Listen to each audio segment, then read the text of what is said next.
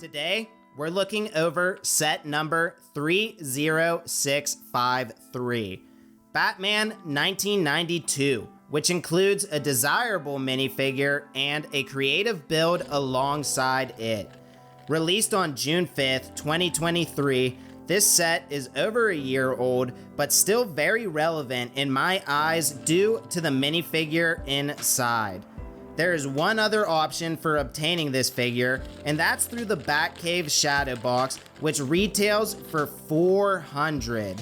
That's a huge difference from the $5 price tag of this poly bag.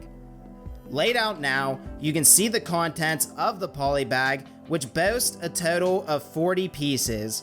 Some of the more notable piece inclusions include 3 total batarangs and 2 dark bluish gray masonry bricks.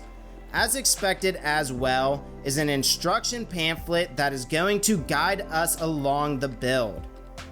First things first, you put together the minifigure, which I wanted to show the process of.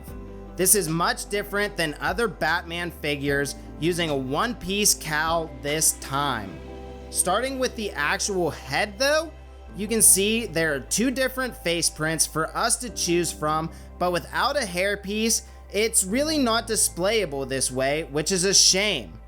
Getting into the cowl now, the molded detail on the combined element looks great, with sharp lines around the eyes and texture on the cape. Furthermore, the shape of the cape works perfectly for a minifigure on display, as though billowing in the wind. I really like the figure. While the figure is undoubtedly the highlight of the poly bag, the base for Batman should not be overlooked. This model is intended to portray the corner of a building in Gotham City, from where the Dark Knight can survey his targets. I like the gray structure as it contrasts very well against the deep black of Batman. Batman, he stands at an angle, fitted on a 1x2 rounded plate. The position of the minifigure looks fantastic, but the rounded plate can easily be detached accidentally when removing Batman. The base is otherwise faultless though, and there is even a clip for another Batarang, although I'm not sure why it's necessary. Overall, I would recommend this poly bag to anyone looking to add this minifigure to their collection.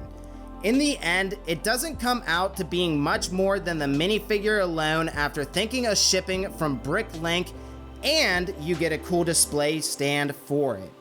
Being 80 times less than the Batcave Shadow Box as well, you really can't go wrong with this purchase.